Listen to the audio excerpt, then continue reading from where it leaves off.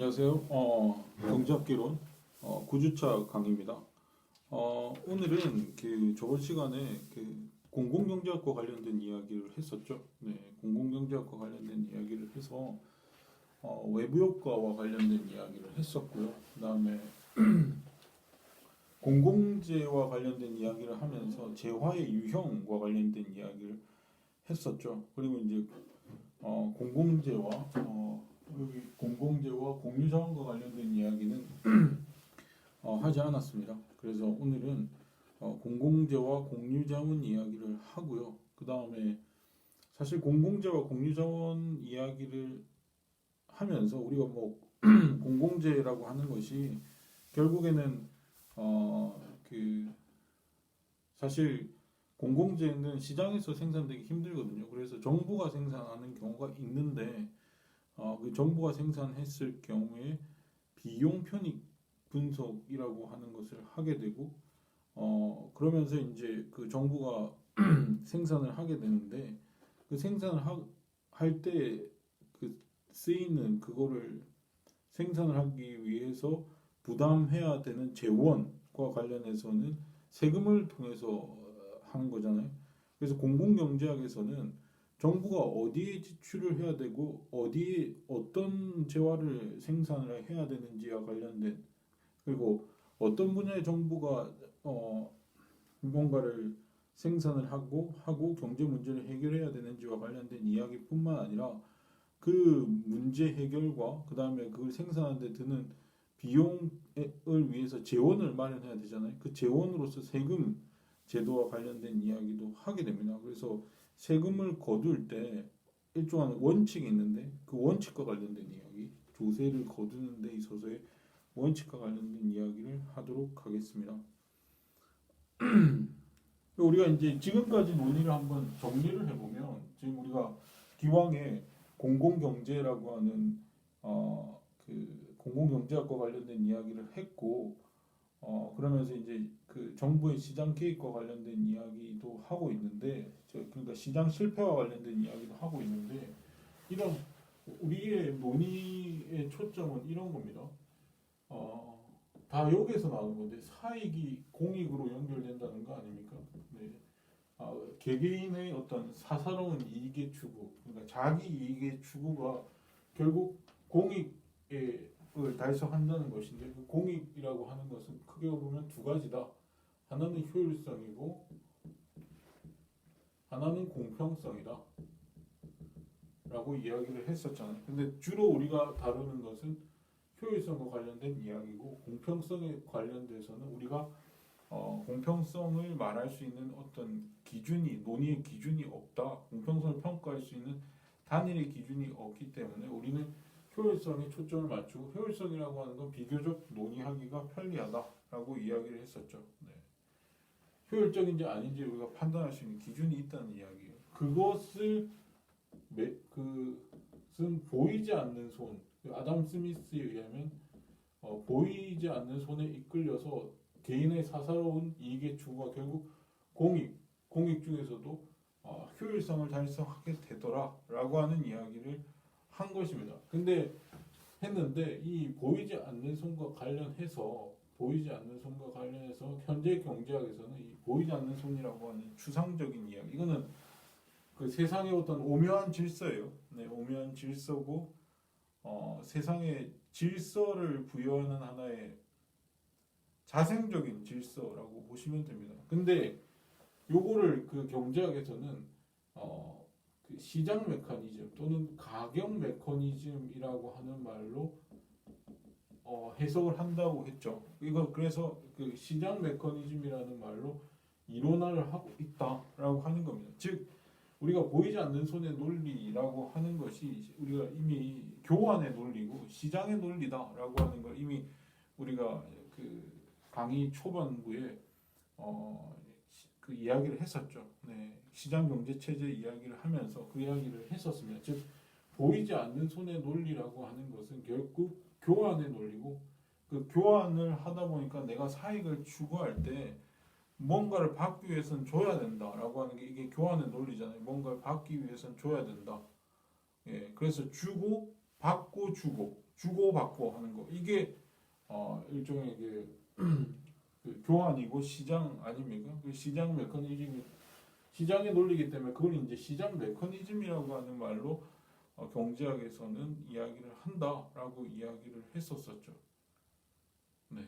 그래서 우리가 이미 3장에서 교환을 하게 되면 둘 다 비교 우위의 원리에 의해서 어떻게 하면 그 교환의 당사자들이 두 당사자가 어떻게 모두한테 이익이 되도록 되는지 비교 우위의 원리를 통해서 이해를 했었죠.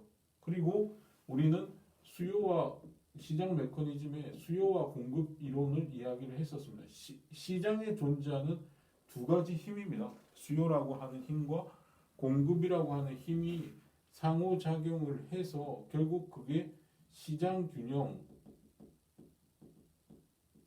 달성하게 되고, 그러니까 수요라는 힘과 공급이라는 힘이 상호작용을 해서 균형을 달성하잖아요. 즉 우리가 수요 곡선과 공급 곡선이 만나는 그 지점이 시장 균형점이었었잖아요.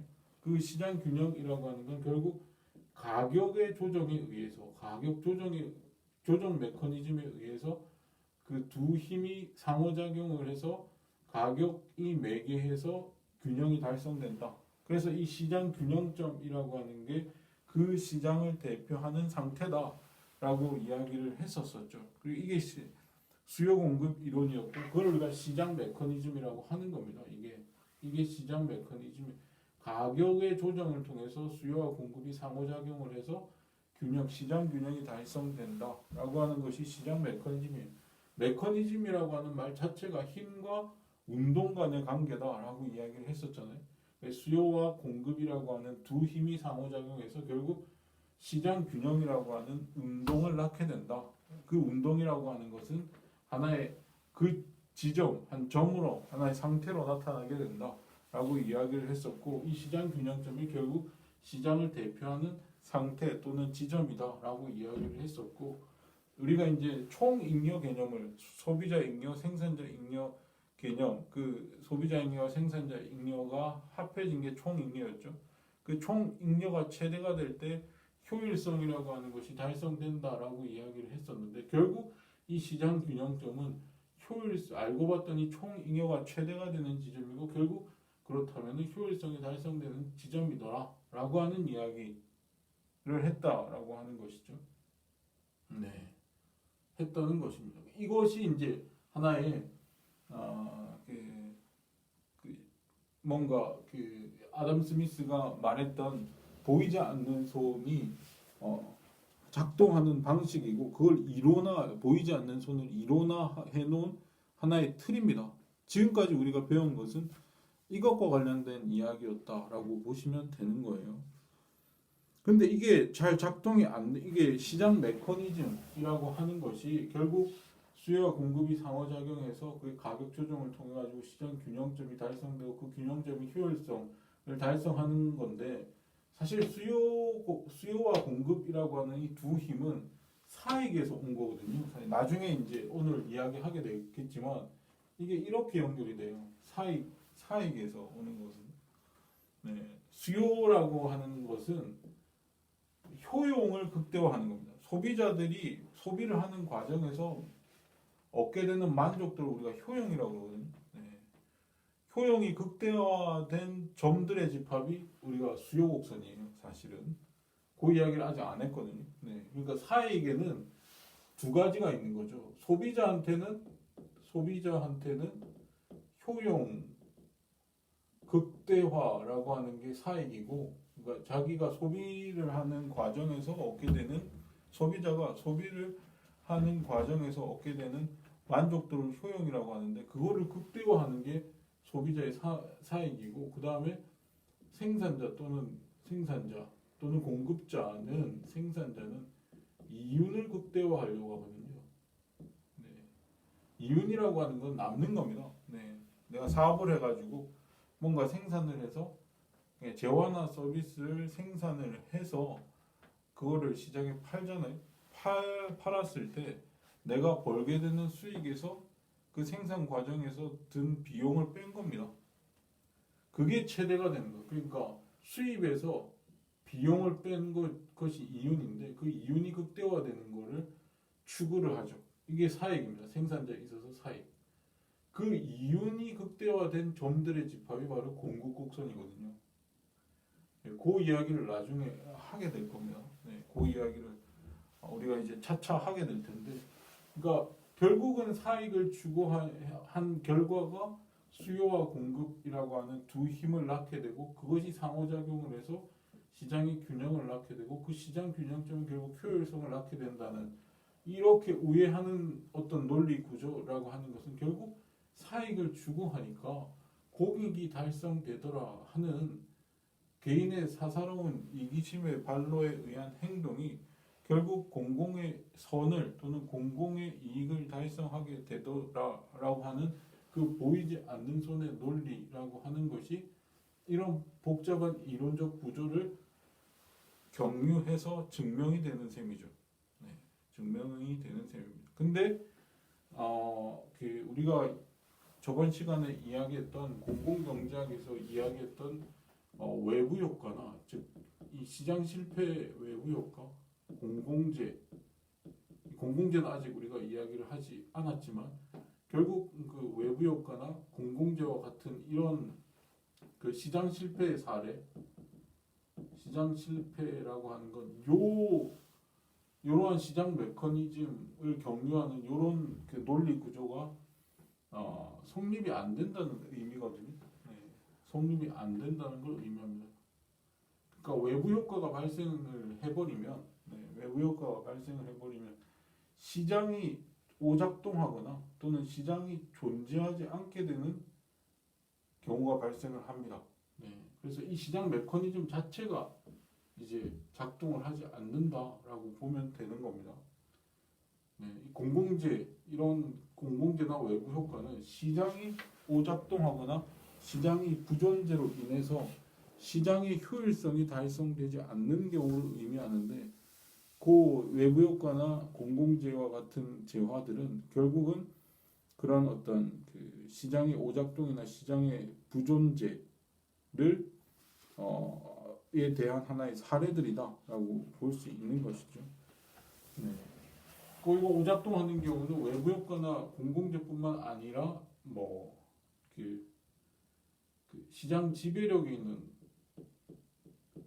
력을 가진 기업이 있다든지 시장 지배력을 가졌다는 것은 시장에서 어떤 기업이 자기가 독점적으로 또는 마음대로 가격을 설정할 수 있는 능력이 있다는 이야기예요. 그렇게 되면 그게 경쟁이 제대로 작동을 안 해가지고 시장이 오작동하게 됩니다. 그 다음에 정보의 비대칭성이죠.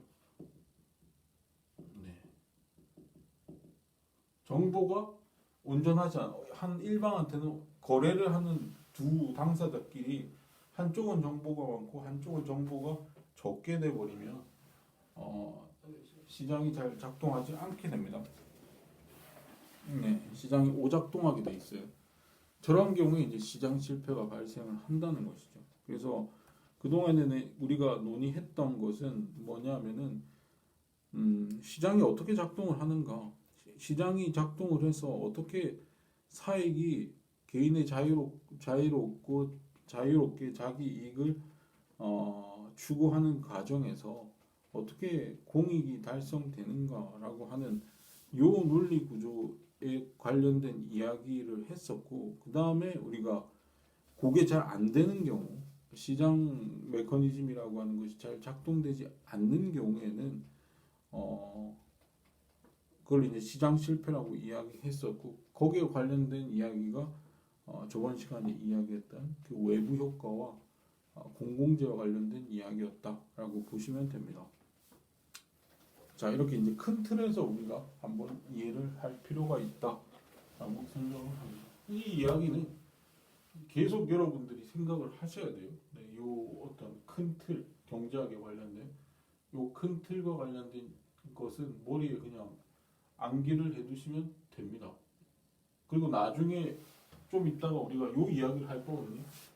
네, 요 이야기를 생산자의 이윤 극대화 모델과 관련해서 이것이 어떻게 공급 곡선으로 이어지는지, 즉 생산자의 이윤 극대화 추구가 어떻게 공급 곡선을 만들어내는지와 관련된 이야기를 하게 될 거거든요.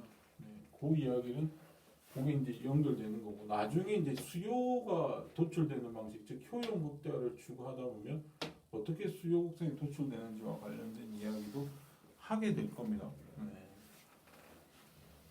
그 이야기를 하게 되면 우리의 논의가 완성이 되는 거죠. 네, 완성이 되는 겁니다. 근데 그 과정에서 요게 요 어떤 것이 작동이 되지 않는 경우가 있다 이 말이에요. 예. 요런 어떤 그 논리적 구조가 이런 논리가 작동이 안 되는 경우, 즉 보이지 않는 선이 작동하지 않는 경우에는 정부가 어느 정도 개입을 할 수 있는 여지가 있는 거예요. 시장은 가만히 내버려 두면 공공의 이익을 달성해요. 예. 효율성을 달성하게 돼 있습니다. 원리상. 근데 달성을 못하는 경우가 있으니 그걸 이제 우리가 시장 실패라고 이야기를 한 것이고, 그래서 그 문제를 해결하기 위해 시장 실패 문제를 해결하기 위해서 우리가 정부가 어떤 식으로 개입할 수 있는지와 관련된 이야기를 한 것이죠. 근데 이제 그 저번 시간에는 외부 효과와 관련된 이야기를 했었고, 그 외부 효과 중에서도 긍정적 외부 효과와 부정적 외부 효과가 있는데, 부정적 외부 효과의 경우에는 어떻게 해결한다 그랬죠? 부정적 외부 효과가 발생했을 경우에는 정부가 직접 뭔가를 규제를 합니다. 부정적 외부 효과를 발생시키는 원인자들한테 뭔가 직접적으로 규제를 가해서 가할 수도 있고, 가해서 그 문제를 부정적 외부 효과 문제를 해결할 수도 있고, 아니면 뭐 교정적 조세라고 하는 걸 거둘 수도 있고, 그다음에 이제 코주의 정리, 그리고 이제 뭐 배출권 거래 제도와 관련돼서 그 환경 문제와 관련해서 배출권을 산 사람들한테만 뭔가 오염 물질을 배출하도록 하는 배출권 거래 제도도 이야기를 했었고, 그다음에 코주의 정리라고 해서 소유권을 분명하게 설정을 하게 되면 외부 효과 문제가 부정적 외부 효과 문제가 해결된다라고 하는 이야기를 했었죠. 그다음에 긍정적 외부 효과가 발생했을 경우에는 보조금을 지급한다든지 아니면 특허 제도라고 하는 걸 활용한다든지, 아니면은 긍정적 외부 효과를 정부가 직접 뭐 이렇게 생산할 수 있죠. 네. 긍정적 외부 효과를 발생시키는 어떤 재화나 서비스를 정부가 생산할 수 있다. 뭐 이런 등등의 이야기를 할 수 있을 겁니다. 네. 그 이야기를 이제 그 외부 효과와 관련해서 어떻게 그 외부 효과 문제를 해결하기 위한 여러 가지 이제 정부 개입과 관련된 이야기들을 할 수 있다라고 이야기를 했었습니다. 네. 했었다. 자, 오늘은 이제 공공재 이야기를 하겠습니다. 네, 공공재 이야기를 하겠다. 네, 시장 실패가 발생했을 경우는 정부가 어떤 식으로 개입하면 좋은지와 관련된 내용을 외부 효과와 관련돼서 이야기를 했는데, 사실 공공재와 관련된 이야기도 그 외부 효과 문제와 크게 다르지 않습니다. 네, 크게 다르지 않거든요. 그래서 공공재와 관련된 이야기와 공공재와 공유자원과 관련된 이야기를 해야 되는데, 저번 시간에 이제 재화의 유형을 배제성과 소비 경합성이라고 하는 논의 구조를 가지고 재화를 네 가지로 나눴었죠. 경제학에서는 재화나 서비스를 네 가지로 나누죠. 여기 이제 배제성과 비배제성, 그다음에 소비 경합성이 있는 경우 소비 비경합성, 이렇게 이제 해서 사분면을 만들어 가지고 경합성과 비배제성이 모두 있는 경우를 이제 사적재다라고 이야기를 했고, 배제성도 없고 경합성도 없는 경우를 공공재라고 이야기를 했었고, 그 다음에 경합성은 없는데 배제성은 있는 경우를 클럽재라고 했고, 경합성은 있는데 배제성이 없는 경우는 이거를 이제 공유자원이다 라고 이야기를 했었죠. 네, 공유자원이다 라고 이야기를 했었습니다. 그래서 이제 우리가 공공재와 오늘 이야기할 것은 바로 요 공공재와 공유자원과 관련된 이야기인데 이 공유재와 공공자원은 둘 다 배제성을 가지지 않습니다. 즉 비배제성을 가진 재화라고 하는 공통된 특성이 있는 것이죠. 이 배제성이 없으면 저번 시간에 뭐라고 그랬습니까? 배제성이 없으면 사실 대가를 받기 힘들어요. 우리가 이 재화에 대해서 대가를 받으려면 어떻게 해야 되죠?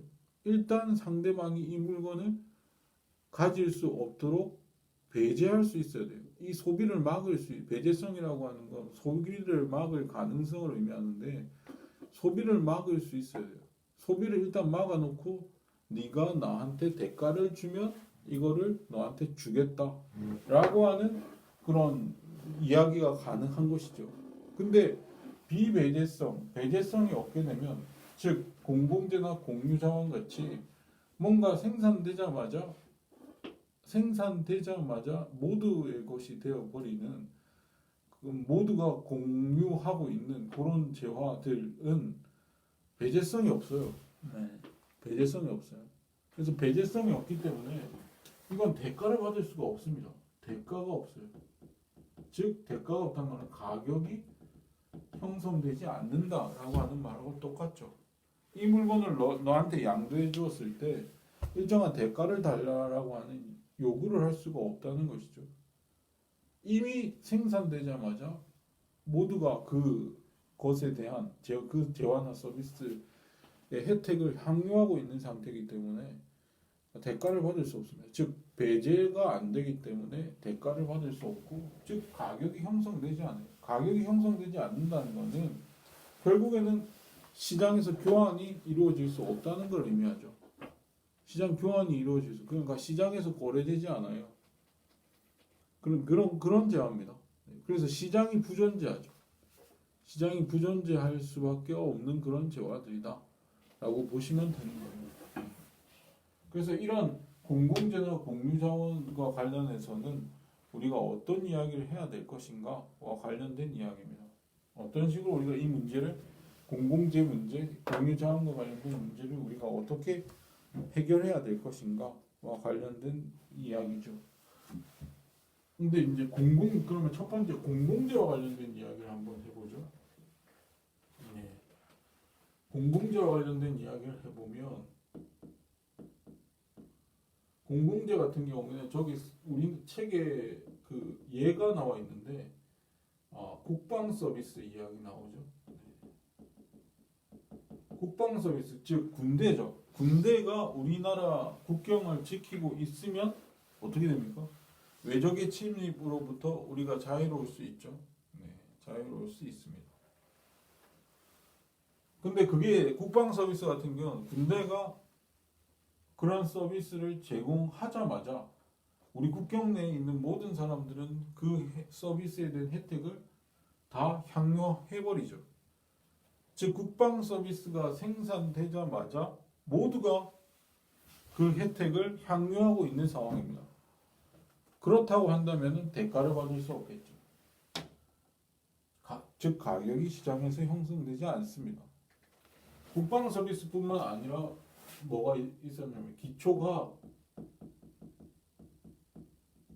연구가 있죠. 기초과학이라고 하는 건 뭐 수학 같은 거예요. 네, 수학 공식 한번 발표됐다.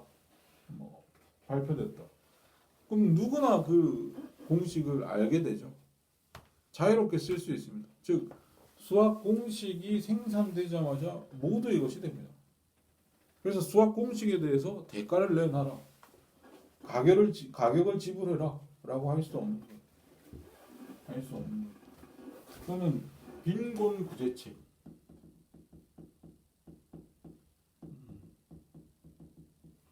그러니까 빈곤 구제가 정책이 시행되면 그 빈곤 구제 정책으로부터 발생하는 혜택을 우리는 그게 생산되자마자 우리가 그 혜택을 받고 있기 때문에 빈곤 구제책에 대한 대가도 지불하지 않게 됩니다. 빈곤 구제를 통해 가지고 범죄율이 낮아졌다. 사실 빈곤한 사람들은 자기가 이제 수단이 없는 거예요. 이 빈곤으로부터 내가 탈출할 수 있는 수단만 있다면 충분히 탈출했을 거 아닙니까? 근데 그게 수단이 없기 때문에 탈출을 못하게 되고 결국 비합법적인 방식으로 자기들이 그 빈곤으로부터 탈출할 수 있는 수단을 찾게 됩니다. 그러니까 비합법적 수단을 빈곤으로부터 탈출하기 위한 비합법적인 수단을 찾게 되죠. 그게 범죄죠. 그게 범죄입니다. 범죄율이 올라가요. 근데 빈곤 구제책을 일단 시행을 하고 그래서 범죄율이 낮아졌다고 해서 거기에 대해서 우리가 대가를 지불을 할까요? 대가 지불하지 않습니다. 왜냐하면 빈곤 구제책이 생산되자마자 우리 모두의 것이 되어버렸기 때문에 우리 모두가 그 혜택을 누리고 있기 때문에 배제성이 없는 것이죠. 그러니까 가격이 지불되지 않고 그렇습니다. 지불되지 않고 대가가 지불되지 않는다. 이런 공공재는 첫 번째 무임승차 문제가 발생합니다. 무임승차. 이 무임승차가 뭡니까? 네. 돈 안 내고 뭐 버스나 택시를 타는 거죠. 네.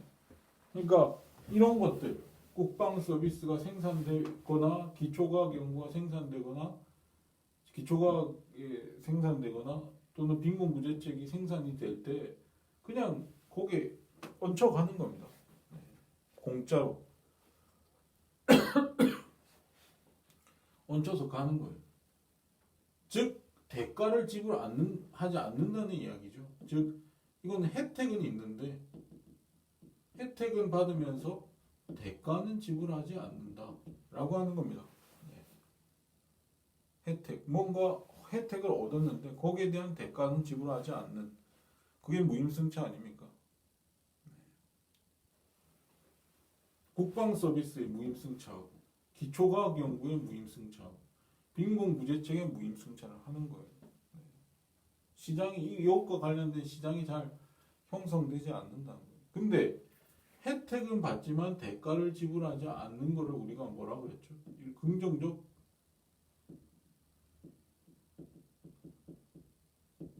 외부 효과라고 합니다. 네. 긍정적 외부 효과의 뜻이 뭐였죠? 제3자의 경제적 후생을 증진시킴에도 불구하고 거기에 대한 보상이 이루어지지 않는 것 그게 바로 긍정적 외부 효과였지 않습니까? 같은 거죠. 뭔가 사회적 후생, 혜택이죠. 사회적 후생의 증진을 가져왔음에도 불구하고 내가 혜택을 받았음에도 불구하고 거기에 대해 보상이 이루어지지 않는 상황, 즉 대가를 주지 않는 그것이 긍정적 외부 효과라는 거죠. 그래서 우리가 공공재가 공급이 되면 반드시 긍정적 외부 효과가 수반된다라고 하는 말이 있어요. 공공재의 공급은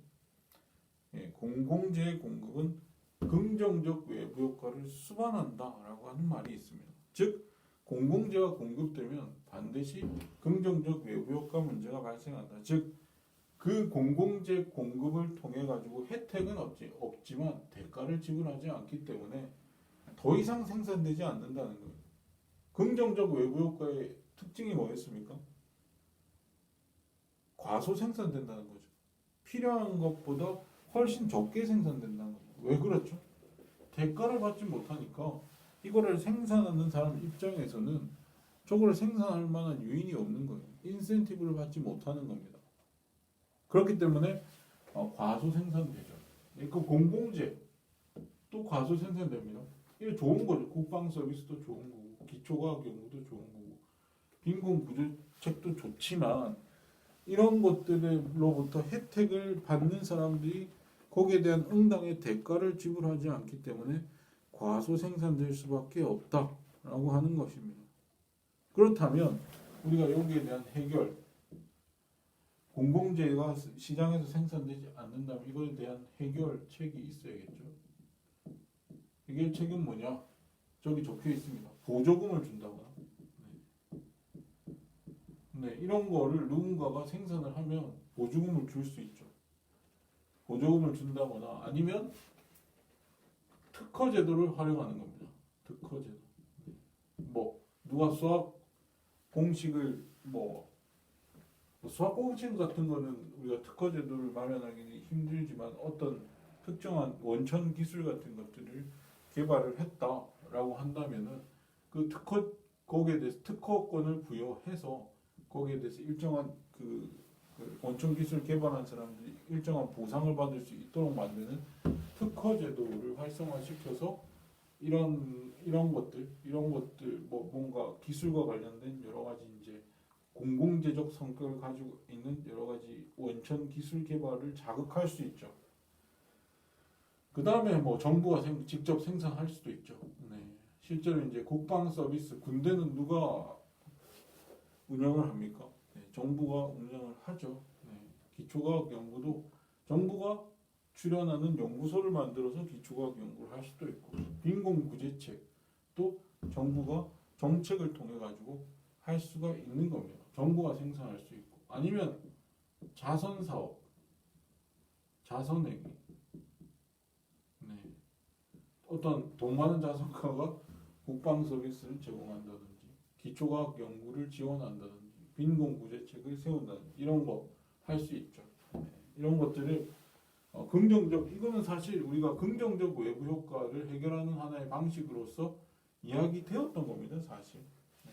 이야기되었던 거는 그래서 보통 이제 보조금이나 특허 제도를 우리가 활용하라라고 이야기를 했었고 그다음에 사적인 해결은 모든 사람이 뭔가 이 사회를 위해서 자선 활동을 할 수 있는 거죠. 이 사회에 여러 가지 공공재적 특성을 가지고 있는 재화를 생산을 하면 이 공동체를 위해서 뭔가 자선을 한 것이기 때문에 그렇다는 거죠. 네, 할 수 있는 겁니다. 아니면 직접 정부가 생산을 할 수도 있다. 이런 것들을.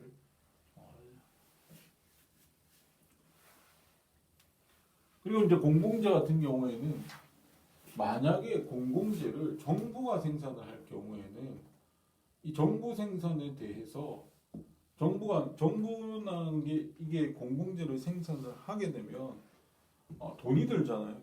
돈이 들기 때문에 이 돈이라고 정부가 쓰는 돈이라고 하는 건 국민들로부터 걷어들인 세금을 통해 가지고 하는 거 아니겠습니까? 그래서 돈을 허투루 쓰면 안 돼요. 네.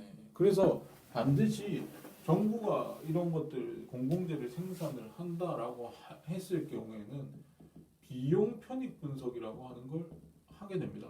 네. 분석을 하게 돼요. 비용과 편익. 사실 이거는 비용과 편익 분석을 하기가 상당히 힘들거든요. 사실 어떤 공공재를 생산을 한다. 예컨대 무슨 저기 뭐 부산에 얼마 전까지만 해도 핫한 이슈였습니다. 부산 가덕도 신공항을 하나 만든다든지 또는 도로를 깐다든지 뭐 이런 거 있잖아요. 도로를 깐다든지 공항을 하나 짓는다든지 항만을 건설한다든지 이런 대규모 투자를 할 경우에는 정부의 돈 또는 국민들로부터 걷어들인 어마어마한 세금들 중에 어마어마한 비용이 들기 때문에 그것이 타당해야 됩니다. 그 정부가 생산하는 거기에 대해서 투자를 할 상당한 이유가 있어야 되는 것이죠. 그렇기 때문에 정부가 쓰는 비용보다는 편익이 커야 되는 거예요. 정부 생산을 하는 그 재화나 서비스에 들어가는 비용보다는 편익이 커야 결국 이 정부 생산의 타당성이 증명되는 거 아니에요. 그래서 비용 편익 분석을 하게 되는 거예요. 이 재화나 서비스의 생산이 가지고 올 비용이 편익보다 작을 때, 즉 편익이 비용보다 클 때 정부가 생산을 하는 타당성이 있기 때문에 이 분석을 하게 됩니다. 근데 이거 상당히 힘들거든요. 이거 둘 다 가치입니다. 가치입니다. 비용은 그 경제학적 비용이라고 하는 건 다 기회비용이죠. 기회비용의 뜻이 뭡니까? 어떤 걸 선택함으로 인해서 포기돼야 되는 차선의 가치입니다. 가치. 포기돼야 되는 차선의 가치예요. 비용. 편익 가치죠. 뭔가 이 공공재를 생산함으로 인해서 얻게 되는 편익은 우리가 생각하는 가치입니다. 내가 공항을 이용했다? 그러면 공항을 이용함으로 인해서 얻게 되는 그 편익이 곧 가치죠. 편익이 내가 얻게 되는 가치입니다. 비용은 포기되는 가치고, 그래서 얻게 되는 가치와 어떤 그 포기되는 가치를 형량을 해야 되는데, 사실 이 공공재는 시장에서 생산이 되지 않기 때문에 이 가치는 결국 가격에 의해서 측정이 되는 거거든요. 가격에 의해서 이 가치가 시장에서 가장 이 가치라고 하는 건 시장 가격을 통해서 표출이 돼야 그게 가장 정당한 가치입니다. 근데 공공재는 그 가치가 없죠. 왜냐하면 시장 가격이 존재하지 않기 때문에 없습니다. 그래서 이거 다 이 비용의 가치와 편익의 가치 모두 이거 추정치입니다. 추정치. 그래서 추정을 해서 가치를 평가하게 되고, 제대로 비용과 공공재에 대한 제대로 된 비용과 편익을 계산하는 건 거의 불가능에 가깝습니다. 가격이 없기 때문에 그렇죠. 근데 과학적 방법을 통해서 비교 편익 분석을 하게 되고, 편익이 비용보다 크다는 것이 증명이 돼야 그 공공재의 정부 생산이라는 것이 타당성을 얻을 수 있기 때문에 비용 편익 분석을 하게 된다라고 하는 겁니다. 그 비용 편익 분석을 하게 되죠. 정부가 생산을 했을 경우에, 생산을 한다고 했을 경우는 비용 편익 분석, 우리가 예타를 하게 되죠. 예비 타당성 조사가 바로 저 비용 편익 분석과 관련된 이야기입니다. 우리 책에 그 신호등 설치와 관련된 이야기가 나와 있죠. 신호등 설치와 관련된 이야기가 나와 있는데, 신호등 설치에 대해서 비용 편익 분석을 한다라고 한번 해보죠. 신호등 설치에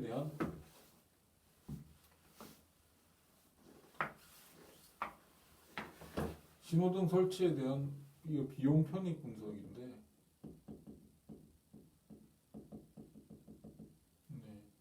신호등을 설치한다라고 했을 때 신호등의 편익이라고 하는 것은 생명을 잃을, 그러니까 신호등 설치라고 하는 것의 편익이라고 하는 것은 생명의 잃을, 그러니까 뭔가 차 사고가 나서 생명을 잃을 위험을 낮춰주죠. 신호등이. 우리가 뭐 이렇게 차가 다니는 도로를 건널 때 보행자들이 그 안전하게 건널 수 있도록 만들어 놓는 것이 바로 그 횡단보도와 신호등이지 않습니까? 그래서 신호등의 설치를 통해서 얻을 수 있는 편익이라고 하는 것은 우리의 자동차 사고로 인한 사망 위험을 감소시키는 거예요. 사망 위험을 감소시키는 겁니다. 그래서 예컨대 이제 그 신호등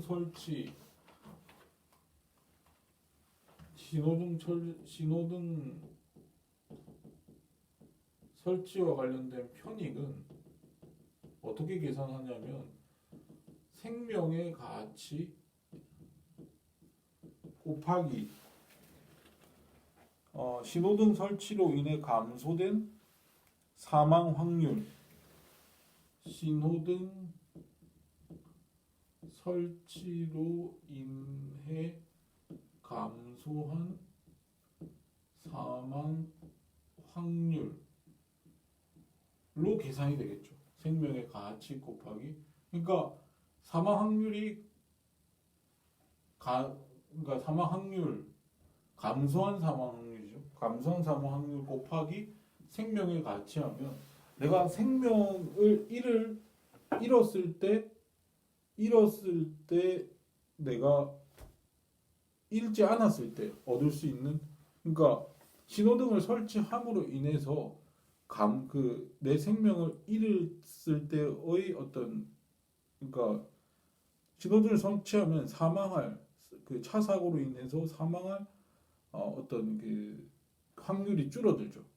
그 줄어든 그 가치가 얼마의 가치냐라고 할 수 있는데, 그거를 이렇게 그 편익은 이렇게 계산을 할 수 있다는 거예요. 근데 그렇다면 생명의 가치는 어떤 거냐? 생명 가치는 얼마냐?라고 했을 때 우리 책에서 이건 $10,000,000다. 우리나라 돈 한 100억 정도 되죠. 1,000만 달러 정도 가치가 있다. 우리나라 돈으로 하면 한 100억 정도. 이거 어떻게 계산된 거냐 하면은 굉장히 그러니까 그 생명의 위험이 있는 위험 직군의 임금에서 무위험, 전혀 위험이 없는 무위험 직군의 임금을 뺀 거, 그 차이, 위험 직군에서의 임금과 무위험 직군의 임금, 요걸 뺀 것이 그 위험 수당일 거잖아요. 그 임금에 위험 수당이 포함되어 있을 텐데, 그게 위험 수당일 거잖아요. 그래서 그 생명의 위협을 느끼는 위험, 그 위험 프리미엄, 그거죠. 네, 위험 프리미엄에다가 그 임금, 그러니까 위험 직군의 임금에서 무위험 직군의 임금을 뺀 것에다가 그 임금 차액에다가 곱하기 자기가 평생 그 평균적으로 그 일을 할 수 있는 기간을 곱하게 되면 그게 이제 생명의 가치가 된다는 거예요. 그게 이제 계산해 보니까 1,000만 달러 정도 된다라고 하는 것이고, 이 신호등 설치로 인해 감소한 사망 확률은 0.5% 정도 된다. 신호등을 설치할 때와 설치하지 않을 때의 그 사망 확률을 비교해 보니까 0.5% 정도는 사망 확률이 감소를 하더라라고 하는 겁니다. 그래서 이거를 곱해 보면 신호등 설치의 편익이 나타나는 거예요. 곱해 보면 얼마죠? 곱해 보면 5만 달러 정도 된다라고 하는 겁니다. 5만 달러. 이게 5만 달러다.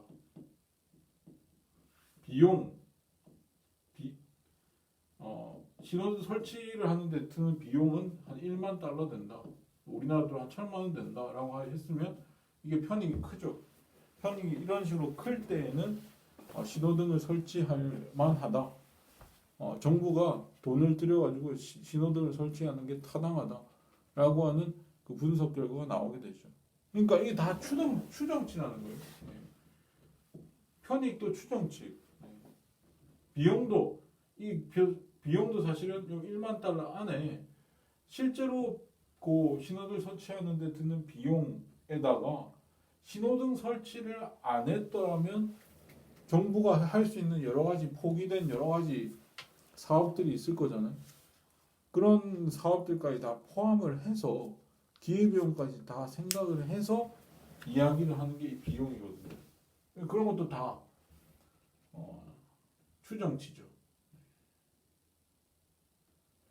그리고 우리 책에 불꽃놀이와 관련해서도 마찬가지로 비용 편입 분석할 수 있는 겁니다. 예컨대 이제 불꽃놀이를 한다라고 했을 때 그 불꽃놀이에 대해서 불꽃놀이가 예컨대 그 불꽃놀이 한 번 하는데 100만 원의 비용이 든다고 해봐요. 네. 예컨대 이제 불꽃놀이다. 네. 불꽃놀이다 했을 때 이 비용이 100만 원이다. 비용이 100만 원. 불꽃놀이 한 번 하는데 100만 원인데 1인당 편익, 이 평균 편익이겠죠. 평균 편익이 5만 원이다 라고 하는 겁니다. 근데 이 마을에 사는, 이 불꽃놀이를 볼 수 있는 마을에 사는 사람이 100만 원이다, 100명이다 그러면 100명을 곱하면 이게 이제 500만 원이잖아요. 500만 원만큼이 편익이잖아요. 1인당 편익이 아니라 총 편익이 될 거잖아요. 그러니까 1인당 5만 원의 편익에다가 전체 인구수를 곱하니까 500만 원이니까 편익이 비용보다 크죠.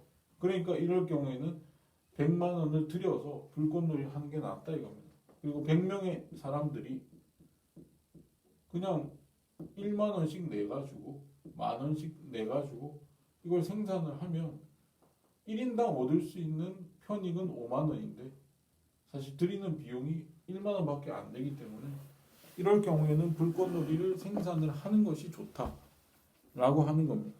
이런 식으로 해서 공공재와 관련된 비용 편익 분석을 통해 가지고 정부가 이것을 생산을 해야 되는 건가 말아야 되는 건가에 관련된 그 이야기를 할 수 있는 거죠. 자, 그 다음에 공유자원과 관련된 이야기. 공유자원이라고 하는 건 비배제성은 없지만 경합성이 있는 경우거든요. 이런 재화들은 사실 우리가 공동으로 소유하고 있는 재화들입니다. 네, 공동으로 소유하고 있는 재화들이에요.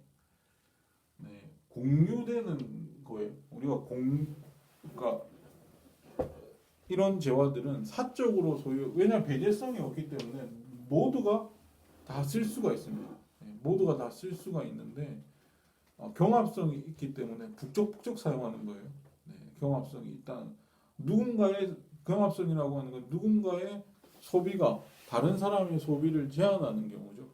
그러니까 누군가의 존재가 나에겐 하나의 뭔가 나에게는 하나의 그 소비의 제한을 가지고 오는 그런 재화를 우리가 공유자원이다라고 이야기를 하는 겁니다.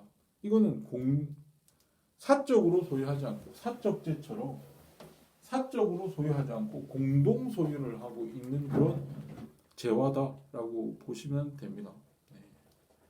보시면 되는데 예컨대 뭐 이런 재화 저번에도 이야기했지만 클럽재 같은 경우에는 경합성이 거의 없기 때문에 공동으로 소유하는 것이 훨씬 더 좋은 재화였잖아요.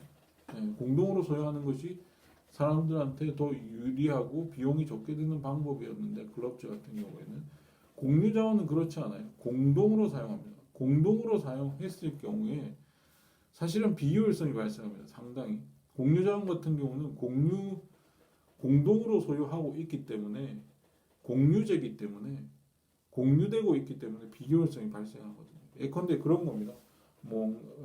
공동 화장실 같은 거 있잖아요. 네, 공동 화장실 같은 거. 공동 화장실은 공동 화장실은 사실 관리가 잘 안 돼요. 네, 관리가 잘 안 됩니다. 관리가 잘 안 되고 내가 직접 소유한 것이 아니기 때문에 내가 배타적으로 소유한 것이 아니기 때문에 즉 사적재처럼 배타적으로 소유한 것이 아니기 때문에 모두가 사용할 수가 있고 그리고 사실 그걸 사용하는 데 있어서 내 것이 아니기 때문에 별로 관리하려고 하는 그 어떤 공동 화장실을 관리하려고 하는 유인이 발생하지 않아요. 네, 유인이 발생하지 않고 굉장히 비효율적으로 사용하게 됩니다. 네. 그래서 보통 공중 화장실 같은 경우는 더럽죠. 네. 잘 관리하지 않습니다. 굉장히 더럽게 사용합니다. 네. 내가 책임을 지지 않습니다. 그 공유자원 그래서 보통 공유자원 같은 것은 그렇게 공동 소유되고 있는 재화나 서비스 같은 경우에는 관리 감독자가 반드시 필요하거든요. 관리 감독자가 있어야 그것을 깨끗하게 사용하고 잘 사용하고 효율적으로 우리가 사용할 수가 있는데 그 관리 감독을 하는데도 상당한 비용이 들거든요. 그렇기 때문에 잘 관리 감독되어지지 않습니다. 네, 않고 비효율적으로 관리되고 비효율적으로 사용되고 있는 경우가 많죠. 네. 그리고 공유자원 중에 이 사용이 효율적으로 되지 않아서 고갈되는 현상이 종종 발생을 하거든요. 고갈되는 경우가 많습니다. 그러니까 공동 화장실이라고 하는 것도 깨끗한 화장실은 고갈되는 겁니다. 그러니까 공동으로 사용되는 화장실, 공중 화장실 같은 경우에는 그것이 공동으로 사용되고 있기 때문에 더러워지게 되고 그 더러워진다는 것은 결국 깨끗한 화장실이 고갈됐다는 걸 의미하거든요. 그래서 비효율적으로 사용되게 되어 있습니다. 대체로. 그래서 관리 감독이 필요한데 관리 감독하는데도 상당한 비용이 들기 때문에 관리 감독이 잘 되지 않는다. 그래서 비효율적으로 관리되고 있는 경우가 많다라고 보시면 돼요. 그런 자원을 우리가 공유 자원이라고 한다라고 하는 거고 그런 비효율적 사용을 우리가 그거를 경제학적 용어로 공유 자원의 비극이라고 이야기를 해요. 공유 자원의 비극이라고 하고 그것은 우리가 이미 외부 효과에서 이야기했던 부정적 외부 효과와 거의 거의 같은 의미로 사용될 수 있는 것이다라고 보시면 됩니다. 자, 요 이야기는 좀 이따가 다음 시간에 하도록 시간상 시간이 많이 흘러서 다음 시간에 하도록 하겠습니다. 수고하셨어요.